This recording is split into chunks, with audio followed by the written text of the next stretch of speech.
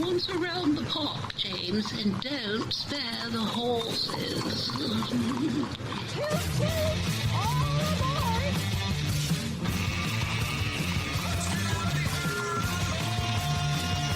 It's showtime. And welcome in. Here we go. It's On the Ledger Ontario Politics podcast. And just a reminder, as we record this, it is Thursday, March the 19th. It happens to have been, this would have been my mother-in-law's birthday. So the folks around the table are thinking about her today. And she was always reminding us that it was St. Joseph's Day, and which is the day of the worker. So for whatever it's worth, people on March break and taking some time down, this is it.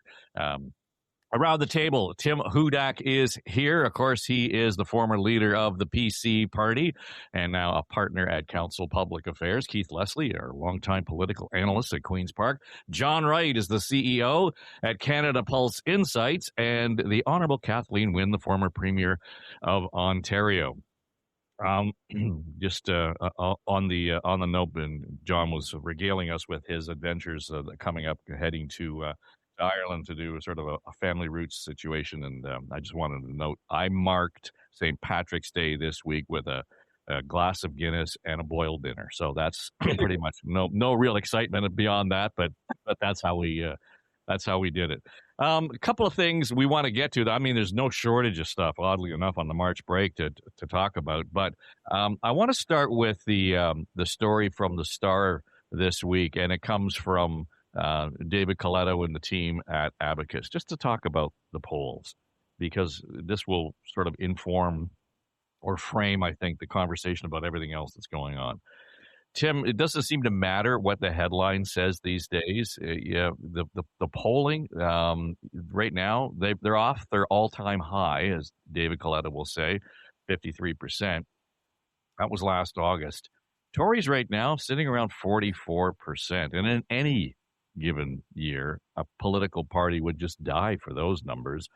So with all the steam and everything else that's going on in the news and the headline and the news cycle, the Premier's numbers a little softer than the party, but the party's very resilient despite the circumstances we find ourselves in. And any of the malaise economically, the international stories that are going on, it's an interesting balance to see how resilient the Tories are in the polls these days.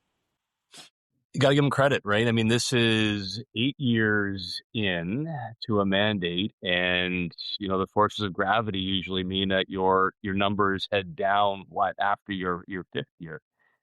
To his credit, I mean, Doug Ford is the first Premier in Ontario's history to win 3 straight majorities with an increased share of the vote.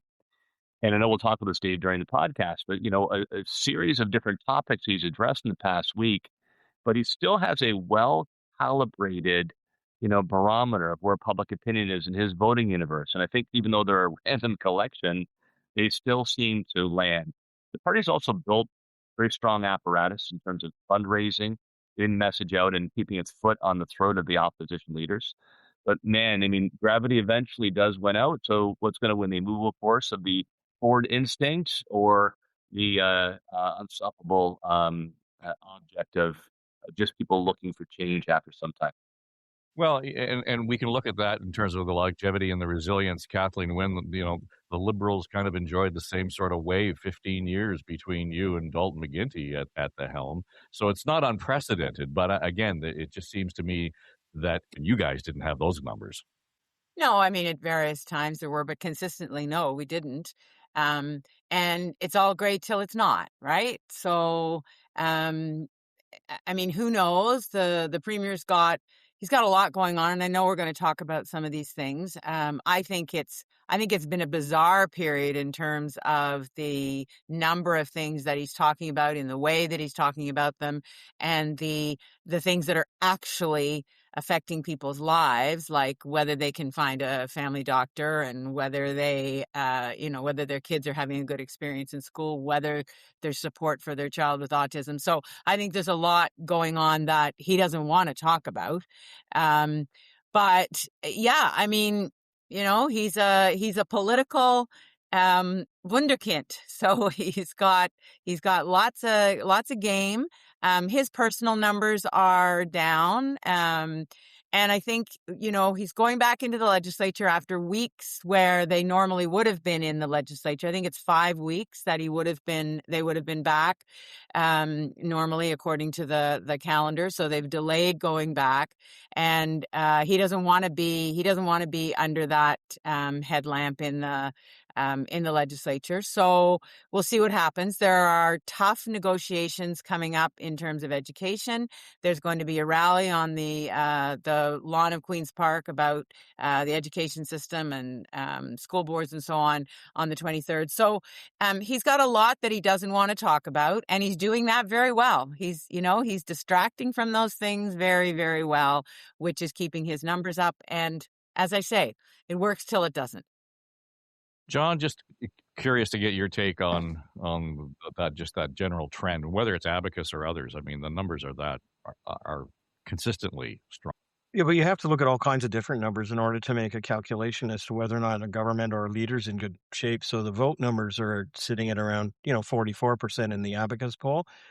And we've seen consistently since the first election of Doug Ford that the numbers have sat around 41%. So 4 in 10 people in the province of Ontario, less so in the city of Toronto, but more so in the outlying areas, support Doug Ford's PC government. However, we also have looked at the personal numbers.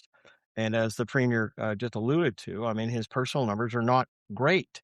In fact, and there are different methodologies used to calculate, but if you look at the Angus Reid Institute's latest numbers, he's sitting at 31% his personal approval, which makes him the second lowest in terms of popular approval in the country. So you could look at it that way and say that while his brand of party, which faces no significant ballot question that's being shaped by an election, nor an electoral party that could go, head to head with him, he's got a majority government, but his own personal numbers are closer to 7 and 10, almost 2/3 in certain parts of the province who don't like the way he's conducting himself. They're disapproving of that. Now, one could argue that there's other methodologies that would put him as high as 36, but his party leads who he is.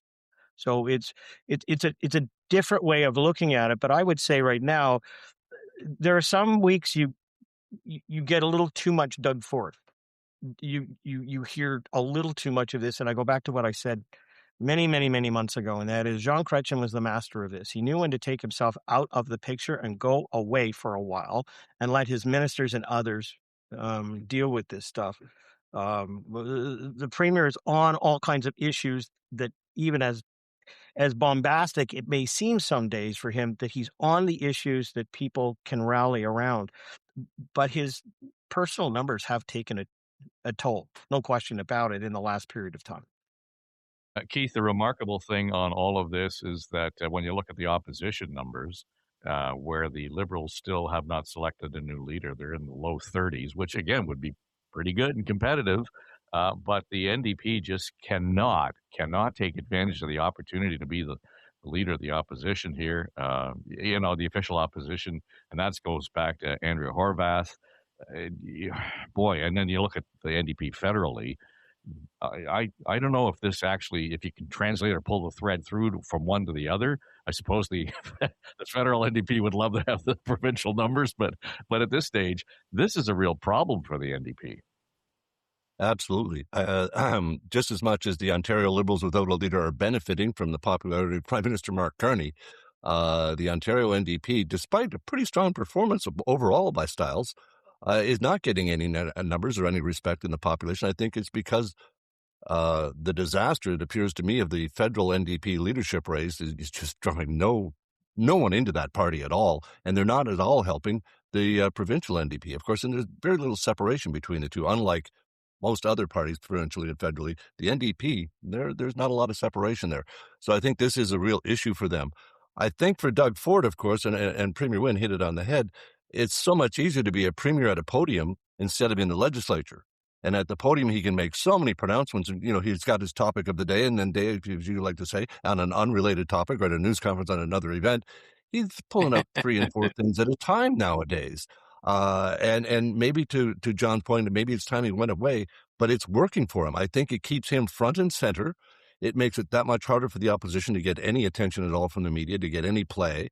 They're putting, they post up their own Instagram posts and Facebook reactions, but it's not the same. As a premier at a podium getting full camera time and taking every issue under the sun. And then, as I say, jumping on some of them and taking it too far almost at some point. He should have shot him again. I know we'll get to that, but the premier, he can't, sometimes I think he's his own worst enemy when he goes a little bit too far. But for the most part, to this idea that Tim says that he's got his thumb on how a lot of people feel about a lot of issues, he's right. He maybe shouldn't express that opinion sometimes, a little too populist, but he does seem to know what a lot of people are thinking, and it works for him. It keeps those numbers for him and the PC party very high. And I know that he's less popular than the party right now, but I think the two are very closely tied, and I think he really is the party in most people's minds.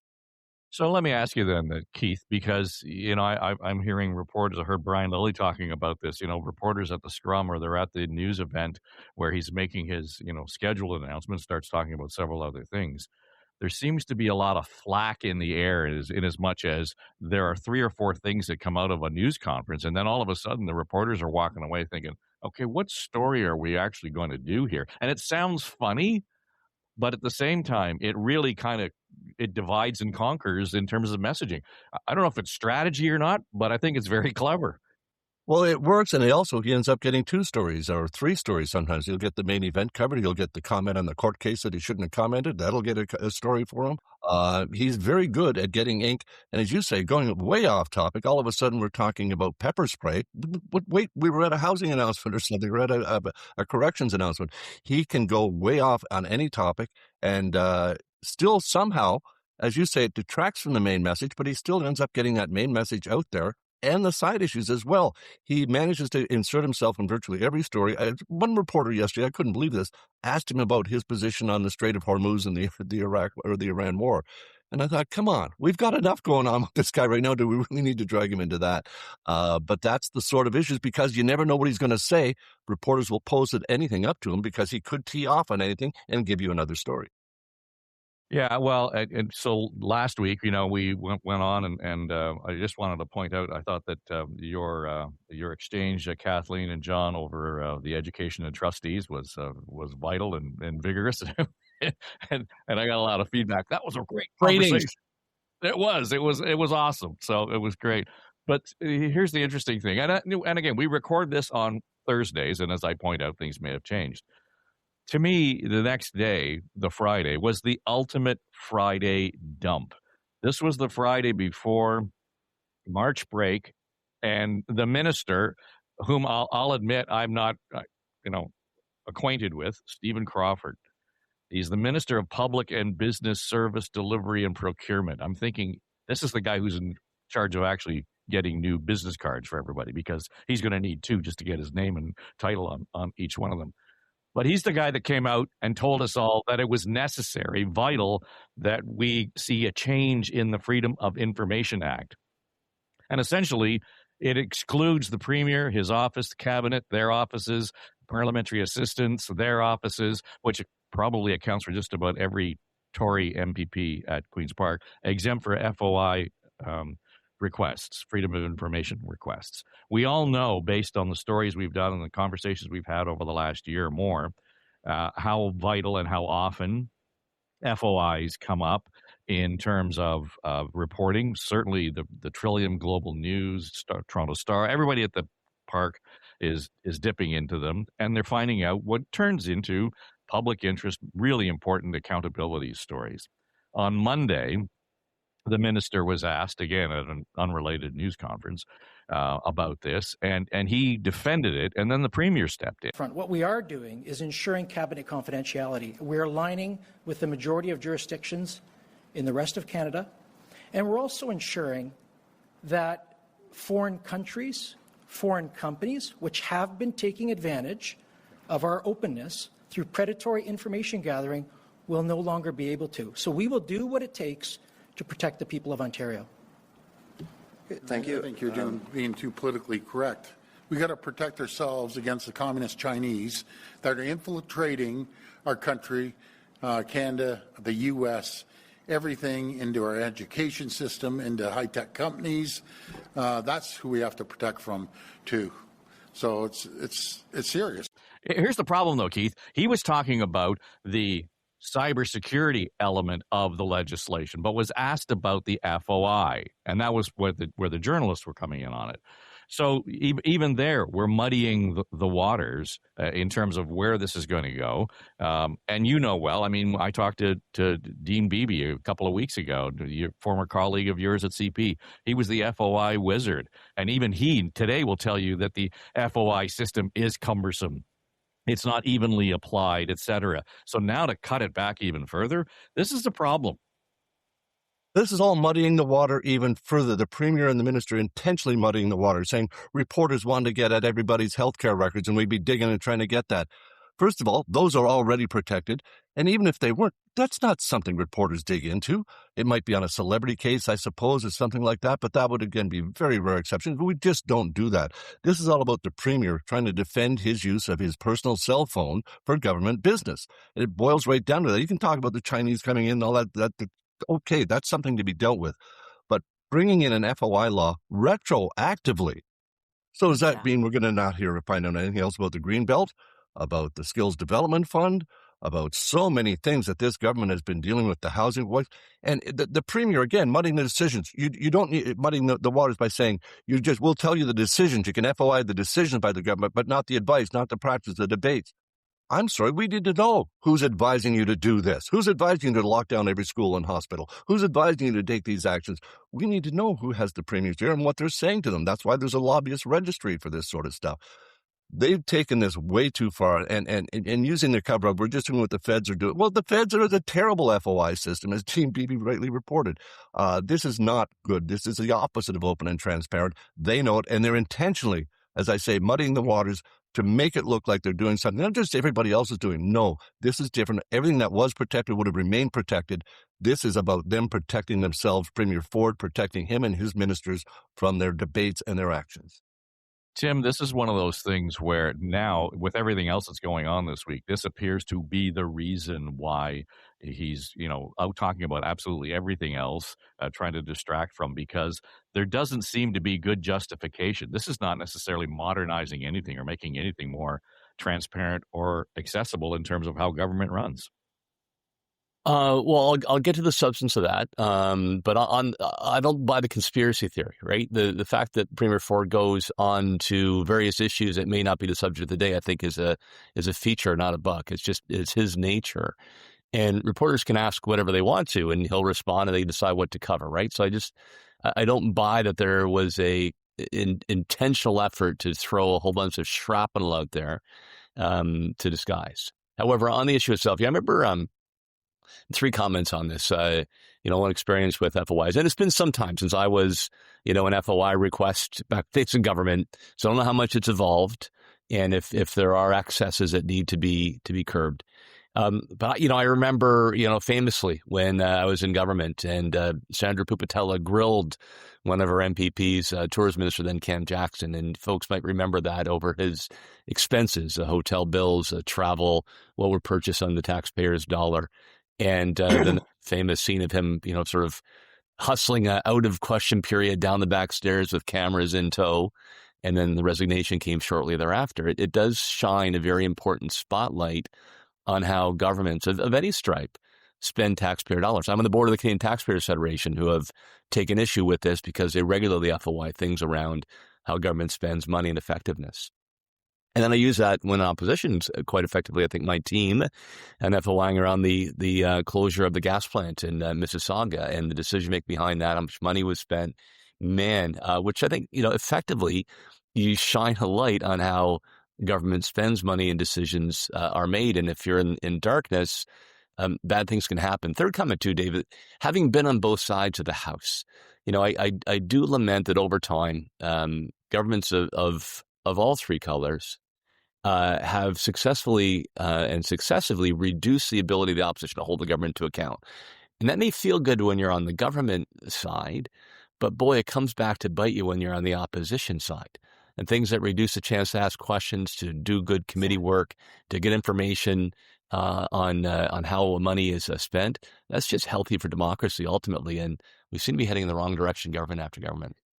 So let me ask you this then, Tim. Given the tendency of the premier to come back and say, okay, maybe I went too far. Is this one of those times where are we going to see him dial this back? Because the pressure is going to come from a lot of corners, right? Yeah, I mean, I guess it depends on how much pressure is brought forward, and what it focuses in on. I've got a bit of a different perspective than Keith, and maybe curious Premier Wynne says about this. Like, I do think that when recommendations are given to cabinet or cabinet ministers on options to solve a problem, I do think that's important to protect because sometimes you got to look at radical options, or you get a whole scale, and some were never considered. But I think it might actually, if that is fully FOIable, I think that actually may limit the amount of options that you look at and the depth of thinking you may do around issues. But the areas that I mentioned otherwise, I just think that is a healthy way to scrutinize how any elected member spends funds. We'll see what the opposition does. I guess both the New Democrats and the Liberals have said they would restore these changes. Let's see if they press it in the House next week.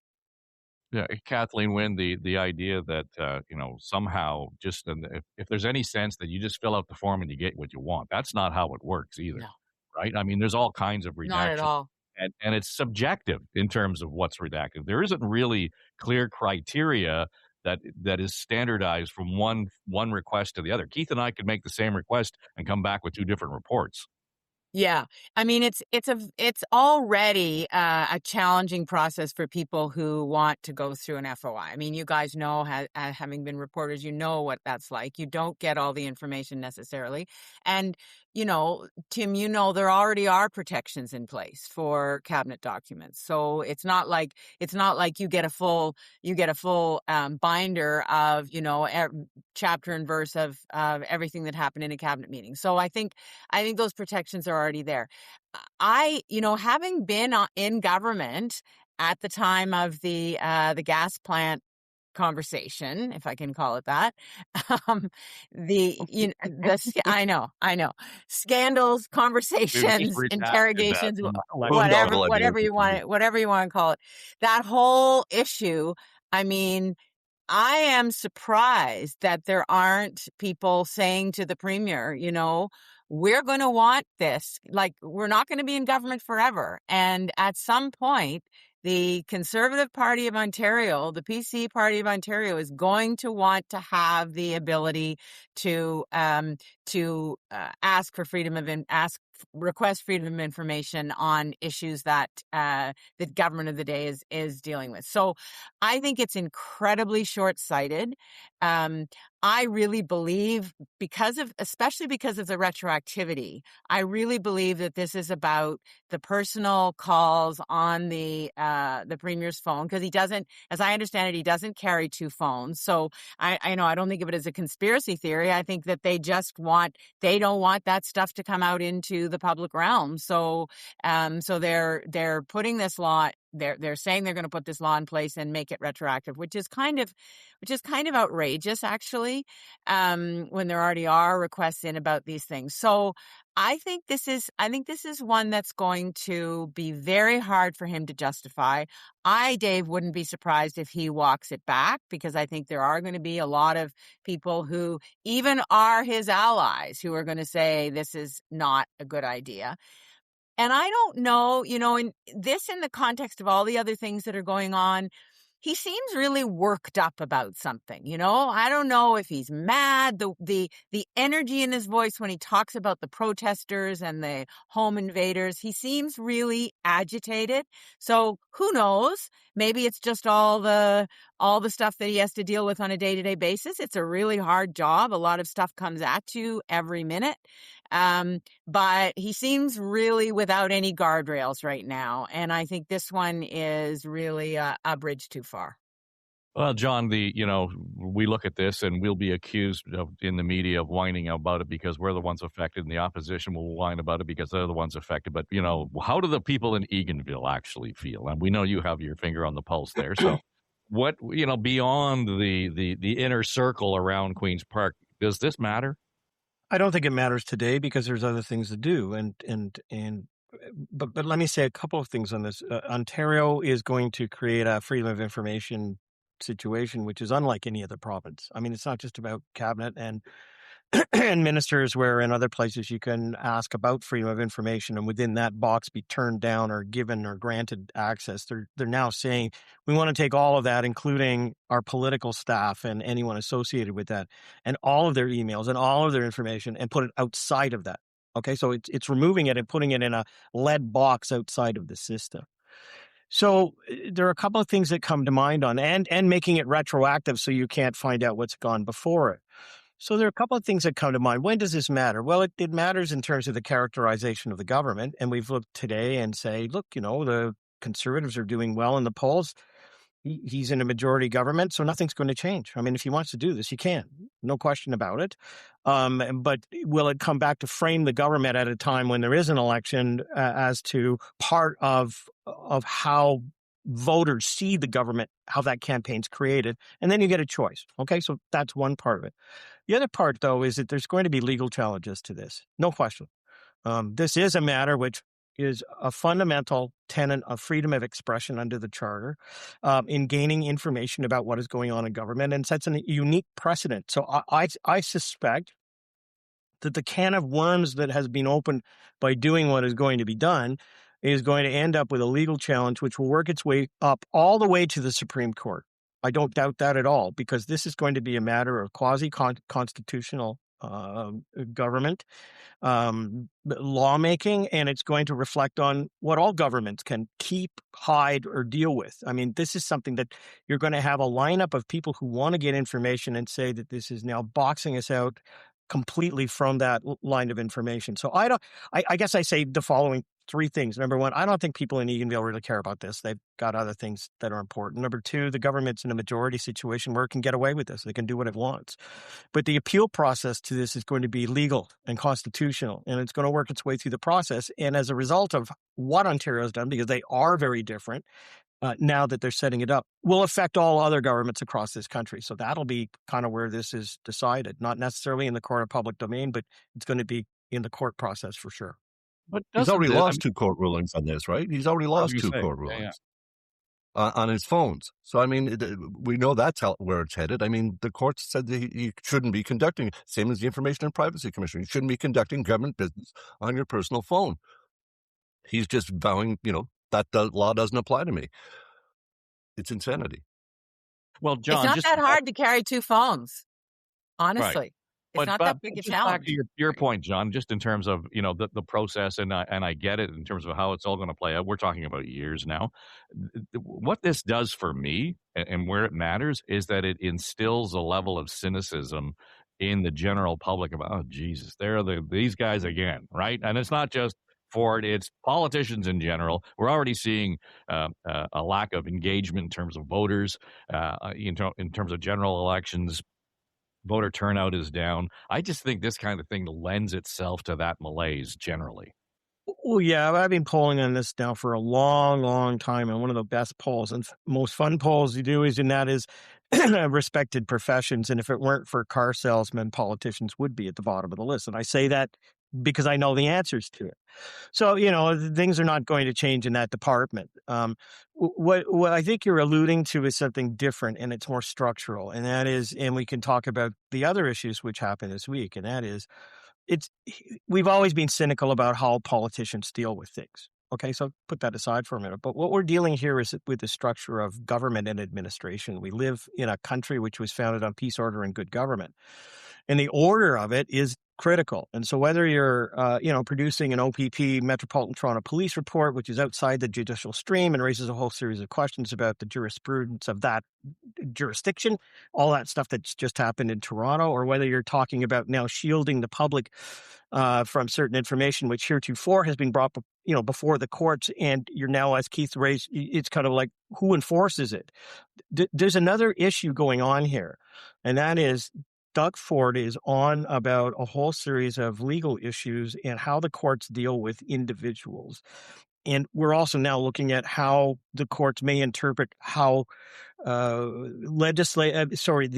cabinet and freedom of information is applied. What we're really talking about here is the role of the courts and how it's going to do its job, because we can pass judgment on this government in the next election, no question. But the issue now is really, as we're seeing south of the border, the national security advisor on counterterrorism resigns one day and is now being investigated by the FBI in the next. We see decisions made south of the border by the Supreme Court, and then they are maligned as a result of it. And effectively, Donald Trump saying, "Yeah, you and whose army?"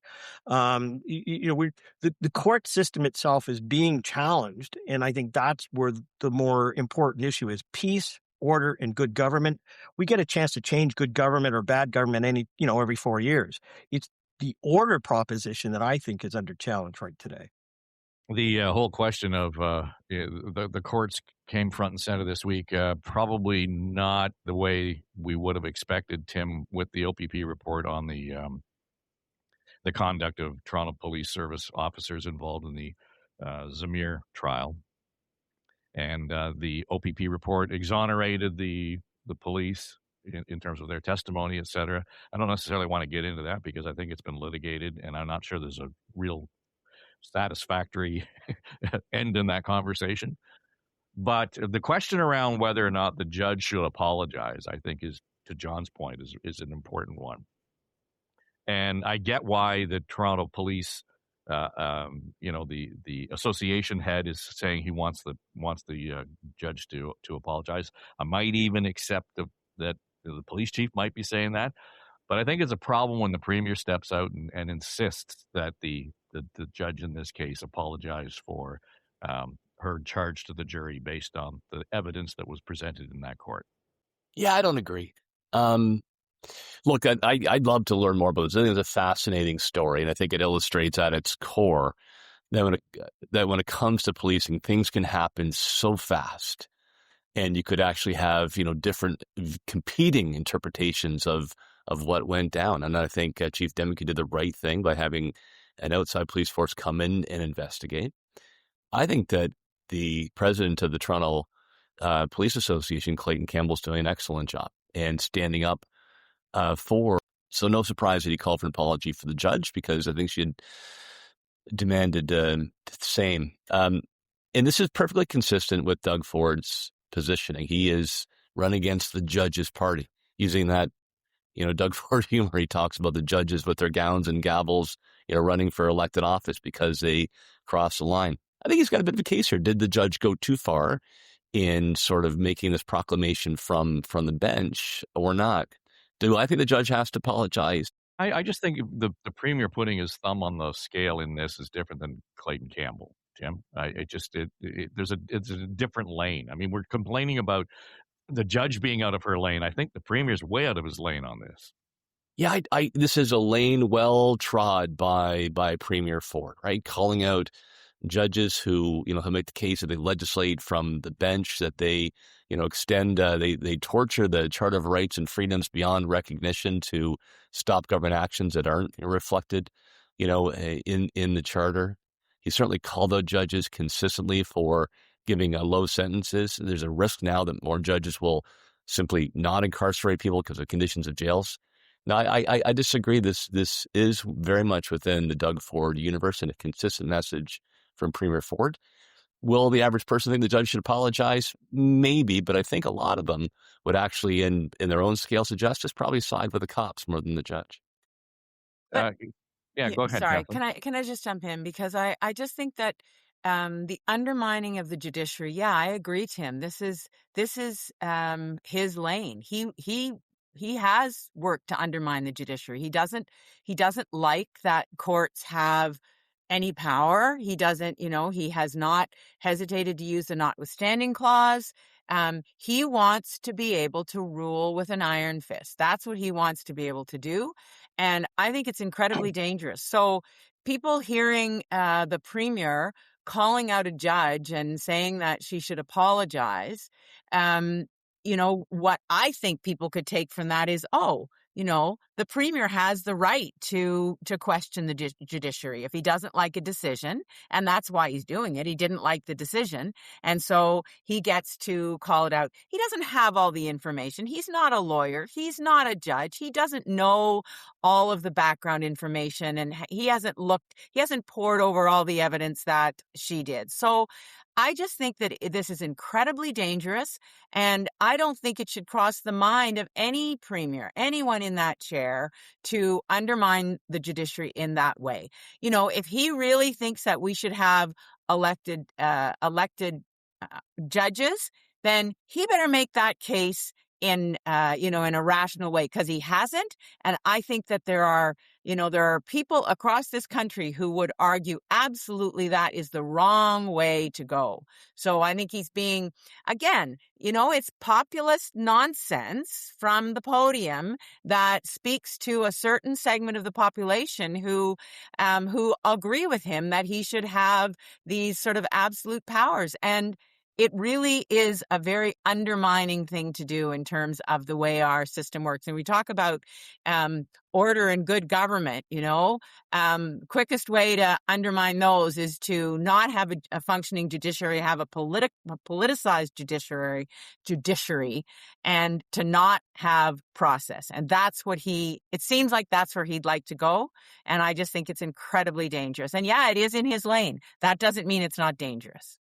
Keith, the idea that occurred to me as this is all playing out, and we get into this, sort of quagmire of back and forth and opinion on the judge, et cetera, it occurs to me that fundamentally we've got a problem with our justice system generally, whether it's from the time of arrest to bail to investigations to incarceration to the time spent before trial to the number of judges that are needed to get all this thing through. There's no one thing you can point to in the justice system that says that's the problem. There's a problem all the way through there that lends itself to a lot of the problems and the conversation that we had this week around the Toronto Police Service and this particular trial. And again, it doesn't change the outcome of the trial. Let's just be clear about that, whatever went on. But to me, to have the police investigating police, and I know I got the pushback on this saying, well, nobody complained when New York Region Police investigated Toronto Police and it turned into Project South. Completely different thing. They weren't ordered by an authority to say investigate what happened in that case. And I know I'm splitting hairs, but back to John's point around process. Does this not suggest that if we're going to investigate what a police service is doing, that it shouldn't be police? Now, OPP might have done the investigation because of the Reconstructionists, but should it not have been a broader process where that evidence that was brought forward was challenged the same way the evidence that the TPS brought forward in the trial was challenged? I mean, we need to have a level playing field here. Well, to your point about all the problems in the justice system from the top to the bottom, we don't know what the one solution is, but we know one that's not helping, and that's the premier commenting on verdicts and basically calling into question a verdict. And that's what he's doing here. Are we to believe that this man was wrongfully acquitted? Because that's basically what the premier is saying when he says the judge owes an apology to these police officers. Really? You're basically saying this acquittal was not right by the courts, and you're calling that into question, and then that goes to Premier Wynne's point about undermining the judiciary right across the board. That's not what you're supposed to do. I can't tell you the count of times I wanted to get a premier to comment on a court case, and they just wouldn't. It was their easiest out. It was their best out forever. We can't comment. It's before the courts. It was a standard reply. We were so used to it that we expected it. And so when Premier Ford clearly just tossed that out the window, and he's been, very free about commenting on judges, it's a fine line. It's one thing to comment on sentencing and on parole and these sorts of things, but to comment specifically on judges and saying this one owes an apology is a bit too far. To your point about police investigating police, wrong. Again, what did we get from the OPP? We didn't get that they compared this and that. We got their conclusions. And their conclusions were that these 3 undercover officers didn't lie. Okay, how do we know? Well, all we have is your conclusions. We need an independent inquiry, a public inquiry. Police investigating police, as we know, never works. Not to the public's confidence anyway. It might work to the confidence of the police. But this one, it just calls into question the OPP's actions here. Why haven't we seen more of what you compared? Why haven't we seen how you reached this conclusion? And for the premier to just jump on this and say that the judge owes an apology is clearly 5 steps too far, not just one. I mean, he's just way over the line here, and I disagree with Tim on this completely. The premier should not be making these comments. Straight up. I'm really lucky that I had the parents I had, and that is that they really instilled within us, in the family, a sense of what's important is justice and the process for this. I was a founding member and served on the board for Reuben Carter's Association in Defense of the Wrongly Convicted for 10 years. And during that time, a lot of innocent people had their cases reviewed and were let go. And in the years that followed, of course, we had James Locklear, who still is very involved, and it's now called Innocence Canada, and it gets millions of dollars of funding every year to go through and review judicial decisions. Okay, so I have a bias when I come to this stuff, and I raised it a minute ago, and now you'll see where I'm coming from. There can be competing decisions, but there can only be one arena. The Premier may say what he wishes, but to conduct a police-on-police investigation, which I thought was going to be more about the conduct of collusion and whether or not they had shared notes and didn't do a proper process within the police situation, to a point where now what we have is a competing narrative without all of the people who were either investigated, including the driver of the vehicle, plus cross-examination for whatever quasi-evidence you want to bring into the process, is a significant miscarriage. There can be appeals within judicial conduct in terms of what people say within the judiciary. You want to find out whether or not this thing can be challenged? Go ahead, fill your boots. Get 3 judges to take a look at what the judge says and whether it was right or wrong. But man, I step back from this and say, this is not just about something where, we're all concerned about the families of police officers, the conduct of the police, the victims, the reconstruction, all of that sort of stuff. I'm more concerned about what happens when the police or somebody says, you know what, I don't agree with what that person who was proven to be innocent, or actually it's not guilty. Let's just reconstruct things and see how they turn out on our side of the ledger. I'm deeply concerned that this is now being taken out of the court's hands. The court can't respond to this. The judge can't respond to it. You've got, decisions and everybody now laying onto the judicial system. And that is the core of what we hold to here. As I said, I'm looking across to the United States, and all of us can see what's going on down in the United States. The one thing that holds our society together, and there is fault for the judicial system for sure, but if we start putting in competing arenas of evidence and outcome and judging in that way and leaving it in the public domain, you know what creeps in? Complete cynicism, complete undermining of our judiciary process. Exactly. We don't elect judges. And frankly, last time I checked, if you have more jail space, then you can put more people in it if you want. But if you have none and people are 3 deep in a cell, where do you put people? So I think there's a big divide between what arena decisions are made in and how they can be brought to bear, and criticism of the judicial process. But I don't see this as right when you have competing arenas where the rule of law and prosecution and defense can't be applied and are not applied. We could only rely on one judiciary, one courtroom, and one set of laws which say this is how it is, the evidence is weighed, brought forward, and decided upon. Otherwise, it's free game on everybody's life, not just this case. So, Tim, we've spent 44 minutes here. We've talked about the FOI. We've talked about the polls. We've talked about the OPP investigating Toronto Police Service. And only now are we getting to the idea that the Premier is encouraging a guy in Vaughan. He should have probably shot a home invader more than he already did when the guy was fleeing from the scene of a home invasion.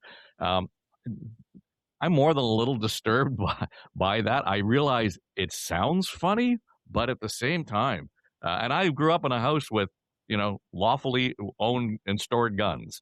I get it, but I can't ever think of that my dad would have been the guy chasing somebody down the street with a loaded gun, let alone firing it at him. Man, I felt like taking a swing of the baseball bat when folks invaded our property, could have threatened my family, stole our vehicles. When we heard about neighbor's daughter sitting at the dining room table trying to do her homework and some jackass breaks into the house, right? You defend your family, you defend your property. I've got no problem with what the Premier said. Look, I'll be the voice of opposition on this panel, proudly so. Look, I think that Toronto Police Chief Demakew did the right thing as officers, and in so doing, potentially police as a whole in Toronto were accused of colluding, of lying, of lining up their stories. There was accusations that they didn't do the proper process to reconstruct the scene. I think it's important to investigate that.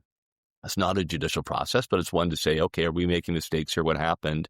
And improve. So I think you made the right call. But look, on the issue of the justices as a whole, boy, I could be wrong. It just reminds me of an earlier time in the mid-late 70s, right, where there's a feeling that court system wasn't working. People were out too easily. That people were feeling unsafe in their communities. It feels like it's there again. And I don't think Premier Ford's motivation here, because I share a lot of it, is about seizing absolute power. I think it's about rebalancing. I think he's sincerely concerned on two things. Judges are too soft on crime. It's making communities dangerous. And I think Davy's also concerned that the deal made in 1982 with the Charter of Rights and Freedoms and our Constitution Act has been violated. The judges have increasingly broken those bounds, taken authority away from legislatures. I don't think those that signed in 1982 ever thought there'd be a constitutional right to a bike lane, for goodness sakes. That basically said the governments couldn't freeze wages so we could keep spending under control, that you couldn't move the homeless out of a park until you built enough housing. Like these are rights at the end of the day. So I think the Premier is rightly responding to both those issues, is emotional about it, because I think a lot of people are. Well, let me just go back to the home invasion just for a second, and I think there's a distinction between you swinging a baseball bat at some guy coming into your house because your kids are in the room, because I would do the same thing, than you chasing a guy down the street with a gun as he's leaving the property and firing it on a residential street. I just think that two completely different things. When I'm shooting at a guy who's running away, I'm not defending my house. I'm not defending myself. It's an emotional response. It's not advice to go starting shooting people. But that the Premier is speaking to the frustration and the anger and the concern that Ontarians have, and rightly so. I don't think people view this as literally prescription to go out and do this, but to say, yeah, are people worried about this and they should have a right to defend their homes? I think people say they're right. But look at this continuum. We've got the Premier standing up and basically undermining a judge's decision or judge's comments. You've got the same Premier saying, you should have shot him more than once, shoot him again, which is, there's an aspect of vigilantism to that I think is really frightening. And Tim, I completely sympathize with the baseball bat, I mean, absolutely. You're going to protect your home. I get that. But gratuitous violence, which is what the Premier is basically saying, you shoot him once, we'll shoot him again. You would have shot him a few times. And I couldn't find the quote this morning. I was looking for it. But in one of the passages, the Premier says, these guys invading, and he talks about protesters. He throws protesters into the list. So I think there's an agitation about people who just don't agree, or people who are acting in a way that he doesn't approve of, and he wants to punish them. So that really worries me, that vigilantism sort of aspect. And then there's the pepper spray, and we're going to give women he all of a sudden is all concerned about women and their safety and walking in underground parking lots, and as if that hasn't been an issue for 50 years. I mean, I don't walk in underground parking lots by myself, never have, because that's been an issue forever. But giving me pepper spray is not going to solve the problem. So I think that there's an aspect of you're on your own because the judiciary doesn't work, and you need a gun and you need pepper spray because the world is falling apart. Well, what I say to that is, let's make sure that kids get an education. And I'm sorry, I know that I'm going to sound like a bleeding heart liberal in terms of the root causes, but we know when there was zero tolerance in our schools, that policy that expelled kids, we know that there were kids on the street who needed support. And when we came into office, we put in place supports in the school, kept more kids in school, and they were then not on the street being violent. So I would say to the Premier, let's look at what you're doing to actually prevent these actions in the first place. If we're seeing increased crime, which, the overall crime statistics are down, but if we're seeing certain kinds of crime, then let's deal with those, rather than telling me that I'm on my own, I got to have pepper spray because I have to take the law into my own hands, which is, I fear, the message from the Premier. Well, John, to that point now, and to go back, what we do know about the suspects is that they were gang-related. They were involved in other home invasions. To me, the answer is not shoot them again. Again, I shouldn't laugh at this, but that shouldn't be the answer. The answer should be, we need to figure out how we crack the gangs. We need to figure out how we stop the home invasions. Is that the answer? Well, I think a few things can be true at the same time. Number one is that the premier is voicing the frustration of many people and concerns that they would have if somebody broke into their house and continued to do so. We can then also look at how governments have failed to recognize what the real issue is going on here, and that is that we don't have enough judges. And you could say, oh, we don't need more judges. Well, we do need more judges because we have a whole series of crimes that, in fact, are being dismissed before the courts because we don't have them. We also don't have enough space to put people. And as a result, you can't just keep putting people. This is not 1891 England where you can just throw people in jail and let them rot. I mean, we do have, we have no place. And we have no jails being built. We have no place for them to be put. I mean, we're kind of constructing our own problems here. It seems to me, though, that the whole aspect of civility is kind of lost on us nowadays. I mean, what are you going to do? Are you going to say to people that they should keep a shotgun in their house? That this is the way in which we're going to have this now? That legal gun owners, this guy had a shotgun. How many of us have a shotgun in our house? And that you can be standing there waiting for somebody to come in through the door and pull the trigger on them? Okay, so is that what we're leading to, as opposed to having a proper way in which we detain, investigate, decide upon, punish, and do all this sort of stuff, as well as in, make sure that we're not getting more guns in over the border and the drugs and the carjackings are all looked after. I mean, I kind of remember the days, and maybe I'm just sounding stupidly old, but where politicians were really careful about what they said about the law. And by simply saying, look, you know what, these stupid judges don't know what the F they're talking about. You should be able to have a shotgun beside your bed. And if anybody breaks in, pull the trigger. And don't just pull it once, pull it a few times so that you catch not one but five of these guys. This is the chief. This is the person who's running the show. And this is where I'm really concerned. Again, I get very passionate about the law and the courtroom and the process. And you can say things that I would support that are critical of the courts. No question about that. But when you are suddenly now into the other area, whether it's in Kensington Market and somebody runs after somebody or somebody's breaking into your house, and you're now we're having a discussion of whether or not you should hit him with a baseball bat versus shoot him more than once with a shotgun, I think we've gone down the wrong road here. So the political process is one thing to talk about, but I don't want to go and buy a shotgun and leave it by my bedside at night. And that's where I think this is where things get encouraged, and that's not where I want Ontario to be. All right. Well, let's leave it there, shall we? This has been On the Ledge, your Ontario Politics podcast. Thanks to Tim Hudak, Keith Leslie, Kathleen Wynne, John Wright. I'm Dave Trafford. Just a reminder, if you're following us on YouTube or any one of the podcast platforms, make sure you hit the follow button and the notifications will land in your inbox and you'll know what's going on. You won't miss a thing. And guess what? We've been busy, had lots to talk about. Next week, they get back to business. Legislature's back in session. This is On the Ledge, your Ontario Politics podcast. I'm Dave Trafford. Enjoy your weekend.